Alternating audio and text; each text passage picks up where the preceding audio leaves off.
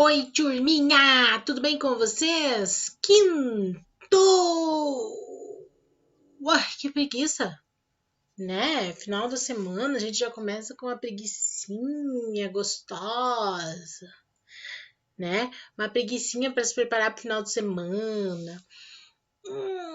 Então vamos alongar para começar essa aula de geografia? Bora lá, gente? Continuamos aí, né? Meios de transporte e comunicação, mais especificamente, meios de transporte, o que nós estamos trabalhando agora, tá? Então, essa é a nossa primeiríssima aula do dia, porque nós temos ainda nosso encontro ao vivo, a nossa aula tecnológica, e vocês têm aula de ensino religioso com a Prof. Tifa, tá bom? Então, bora lá, gente. Correção da aula passada, tá? Nós tínhamos ali na página 2 a nossa troca de ideias, né? Falando sobre as imagens. Que a Prof tirou dali, mas vou mostrar aqui para vocês, ó. Essas duas imagens, tá? E a primeira pergunta era: essas imagens correspondem ao espaço rural ou urbano? Justifique sua resposta. Espaço rural, né, gente? A gente pode ver ali a carroça, o carro de boi, a plantação lá em cima, então, espaço rural. Letra B, comparando as duas imagens, a que conclusão podemos chegar sobre os meios de transporte e comunicação representados, né? Ué, existe muita diferença, né, entre os meios de transporte e comunicação representados aqui, né? Essa imagem maior, que é um meio de transporte aqui mais antigo, né? E essa aqui, ó, a imagem menor, nós já vemos ali diversos aparelhos, né? Diversas tecnologias envolvidas, tá? Alguma dessas atividades não está mais em prática atualmente? O carro de boi nas plantações, tá bom? Essa é a resposta. Depois, nós tínhamos lá o texto do Gustavo Werneck, a Prof deixou somente o texto, porque as atividades seguintes eram em relação ao texto, são em relação ao texto. Que acontecimento é abordado no texto de Gustavo Werneck, né? Vocês teriam que responder no caderno. Então, tá aqui, ó, gente. Deixa a Prof pegar o marca-texto para ficar mais fácil, aqui, ó. Aqui, ó, a desativação da ferrovia Bahia-Minas, tá? Esse era o acontecimento. Número 2, escreva nas linhas a seguir um trecho do texto que evidencia esse acontecimento. Tá aqui o trecho, ó, gente, ó. Mas a história durou pouco mais de 8 décadas, deixou saudades na população e hoje é um fantasma na paisagem dos vales do Jequitinhonha e Mucuri.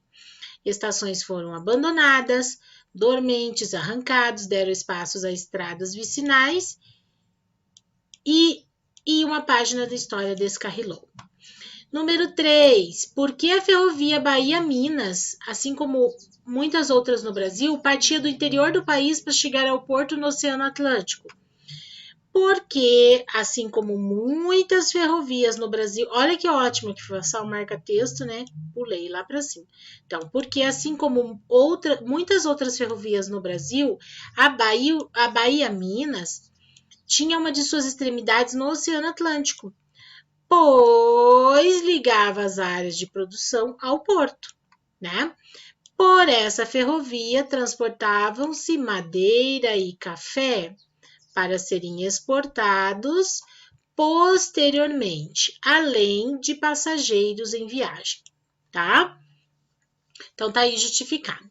Analise as imagens a seguir. Ambas mostram trens em momentos de tecnologias distintas. Na sua opinião, qual deles é mais rápido? Justifique sua resposta. Gente, claro que o trem que utiliza tecnologia eletromagnética para se mover, ele vai ser mais rápido que a locomotiva a vapor. Claro que são tecnologias e tempos diferentes, né? Número 5, a maior parte dos produtos que exportamos ou compramos de outros países circula pelos nossos portos. Qual é o porto mais importante, com maior movimento de entrada e saída de navios em seu estado ou região? Aqui no Paraná, acertou quem colocou o porto de Paranaguá, tá bom? Depois nós tínhamos lá o mapa Brasil Rodovias, certo? Que é a nossa última página aqui. No Brasil, as rodovias são muito utilizadas por carros, motos, ônibus e caminhões para viagens de trabalho, turismo e transporte de produtos e serviços. A partir da década de 30, nosso país iniciou um amplo programa de desenvolvimento no setor rodoviário, que foi sendo ampliado ao longo das décadas seguintes. De acordo com o mapa, que regiões do Brasil concentram a maior parte das rodovias? Deixa a prof colocar lá na página.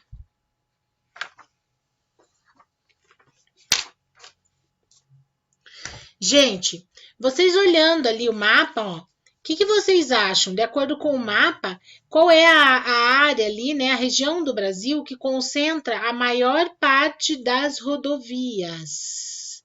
Qual é a região do Brasil que concentra a maior parte das rodovias, né?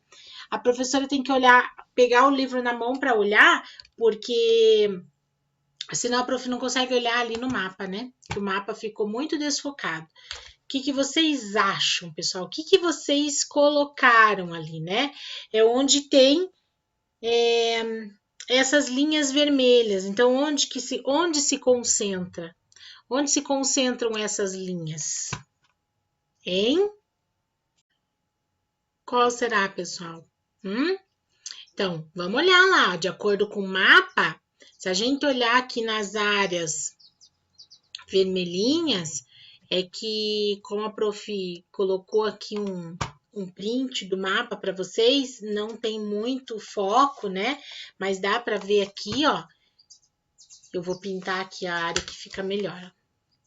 Então, aqui, ó, no mapa, ó, região Nordeste, região Sudeste, região Sul, mais nessas áreas aqui, ó, né?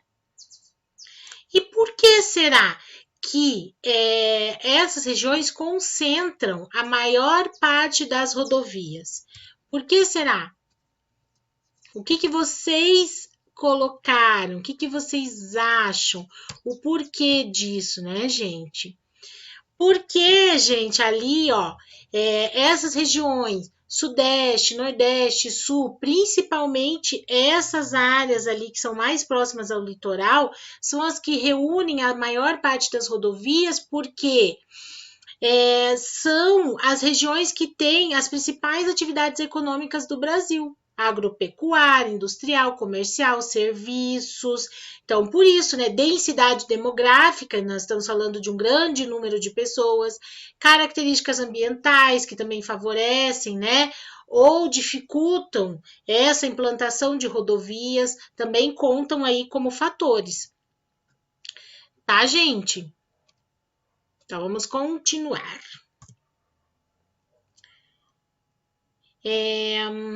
Depois, ali a página 6, deixa a prof voltar um pouquinho. Nós falamos sobre avião e aerovias, né? Que nós falamos na aula passada. Agora sim.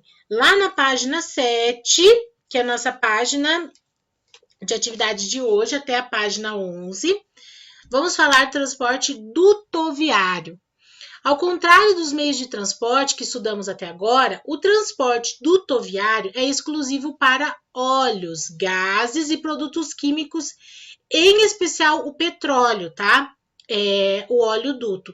E o gás natural, que é o gasoduto daí, né? O meio de transporte. Fontes de energia que serão estudadas no próximo capítulo. Ali nós temos um mapa que retrata os principais aeroportos do Brasil. Tá bom? Gente, é muito legal essa questão do transporte dutoviário e muito importante, tá? Para o desenvolvimento aí do país. Através desses dutos, né? É que o petróleo caminha, né? O que o petróleo viaja aí pelo país. E o gás natural também, tá? Então, onde o petróleo viaja nesses dutos, oleoduto. Onde o gás natural viaja nesses dutos, o gasoduto, tá bom? A cidade, voltando lá para os aeroportos, a cidade em que você mora tem aeroporto? Ele está representado nesse mapa? Caso tenha ou não esteja representado no mapa, caso não tenha ou não esteja representado no mapa, qual aeroporto indicado é o mais próximo de onde você mora? Gente, vou pegar de novo no livro, tá? porque aquele ali ficou muito sem foco, assim, não tá nítido, tá? Nós temos sim, tá? O nosso aeroporto, que nós falamos, Aeroporto Internacional de Curitiba, que é o Aeroporto Afonso Pena, porém, há uma discussão em torno disso, porque ele fica na região metropolitana, na cidade de São José dos Pinhais. Né? Então, muita gente discute a respeito disso. Por que ele não se chama Aeroporto Internacional de São José dos Pinhais, e sim de Curitiba? Porque ele fica, né, na grande Curitiba, região metropolitana de Curitiba. Mas, enfim, nós temos, tá bom? Está retratado ali, então, no Paraná. Página 8, pessoal. A evolução dos meios de transporte está associada ao desenvolvimento das empresas fabricantes. Um avião moderno é constituído de muitas peças que são fabricadas em diversos países. Com o auxílio de um atlas, identifique no mapa a seguir onde cada peça ilustrada na imagem ao lado foi fabricada, tá bom? Então, nós temos aqui, ó, um planisfério político, onde vocês podem identificar ali no mapa, tá? Onde cada peça ilustrada aqui na imagem ao lado foi fabricada. Gente, nós estamos falando de um avião, tá? Que tá todo coloridinho assim, porque cada cor representa aí uma parte do avião, um local onde foi fabricado, tá? O prof vai apagar aqui porque acaba pegando na cor ali, né? Tá? Então, para que vocês tenham noção disso, né? Olha só, em quantos lugares, né? Em quantos lugares as peças desse avião foram fabricadas para que ele se transformasse nesse produto final, né? Isso é bem legal, bem interessante. Observando o mapa, é correto afirmar que A. As peças da aeronave são produzidas em todos os continentes. B. A maior parte das peças é fabricada no continente americano. C. As peças são fabricadas em países de economia desenvolvida, localizados principalmente no hemisfério norte. E D. A maioria dos países que fabrica peças para o Boeing 787 se situa na Ásia e Oceania. Veja só, né, gente? Que legal, né? É bom a gente saber, isso é uma curiosidade, né? Que eu particularmente não sabia, né? Que o avião, claro, a gente sabe que são peças de vários lugares do país, né? Mas não com essa diversidade toda, né? Olha, meus cachorros resolveram participar da aula hoje, ó. Estão ouvindo? Viu? Isso que é aluno participativo. Olha só, os dois estão discutindo, estão falando sobre esse assunto. Legal, né? Página 9, pessoal. Transportes e a integração cidade-campo no Brasil e no mundo. As vias por onde trafegam os meios de transporte possibilitam a conexão entre as cidades, né? Na região metropolitana de São Paulo, por exemplo, o Rodoanel é um conjunto de rodovias que circunda parte do município de São Paulo. É muito útil às pessoas em geral em seus passeios ou trajetos diários e aos produtores de outros municípios do Brasil, pois permite que eles transportem suas mercadorias para municípios vizinhos, poupando-os de enfrentar o trânsito intenso da capital paulista. No Brasil, o transporte rodoviário predomina, porém, outros meios de transporte também viabilizam a integração entre os espaços rural e urbano. Então, a gente está vendo aqui, ó, o Rodoanel e os municípios aí em que ele abrange, tá? Seria mais uma via para fugir desse engarrafamento, do trânsito intenso aí da capital paulista, tá? Então, no Brasil, claro que predomina esse transporte rodoviário, mas outros meios de transporte também viabilizam essa integração entre espaço rural e urbano. Isso ocorre, por exemplo, quando a soja em grãos é transportada por trem do município de Rondonópolis, no Mato Grosso, local que abriga áreas rurais estratégicas para o país, até o Porto de Santos, no estado de São Paulo. Então, a gente vê essa integração, né, entre os espaços rural e urbano, só que utilizando aí outro meio de transporte, que é o trem, tá? Olha ali a soja sendo descarregada no Porto de Santos, ó. Uma foto de 2015. Na região norte, alguns portos fluviais dos rios, né, são essenciais para o transporte de pessoas e produtos agrícolas, em virtude da pouca quantidade ou do mau estado de conservação de algumas de suas ferrovias e rodovias, né? Então, seria uma opção devido aí à pouca quantidade ou mau estado de conservação de algumas rodovias e ferrovias nessas regiões. Um exemplo é Manaus, capital da maior unidade da Federação Brasileira, que não tem conexões rodoviárias diretas com o centro-sul do país. Olha só, gente, mas com Boa Vista, capital de Roraima, e com a Venezuela. Outra curiosidade, né, gente? Manaus é a capital da maior unidade de Federação Brasileira e não tem conexão rodoviária direta com o centro-sul do país. Só com Boa Vista, Roraima e com a Venezuela, né? Na Europa, os rios também são utilizados para transporte de pessoas e produtos, tá? Antes disso, olha, aqui no mapa nós temos rodovias da região norte do Brasil. A gente vê que são pouquíssimas rodovias mesmo. E ao lado, ali onde tem aquele caminhão, a gente está vendo a BR-174, que liga Manaus a Boa Vista, tá bom? E seguindo ao norte, também até a Venezuela. Voltando lá para a Europa, então, os rios também são utilizados para o transporte de pessoas e produtos. O continente conta com um extenso rio chamado Reno, por meio da qual a Alemanha transporta matérias-primas extraídas de áreas rurais e produtos industrializados até o porto de Rotterdam, localizado nos Países Baixos, e desse porto a diversos outros países, né? Então é interessante saber isso, que na Europa eles também utilizam os rios aí para o transporte de pessoas e produtos, assim como no Brasil. Olha ali um cargueiro, ó, aqui, cruzando o rio Reno nos Países Baixos, olha, tá vendo? E aqui também, olha, o mapa aqui mostrando. Muito interessante, né, gente?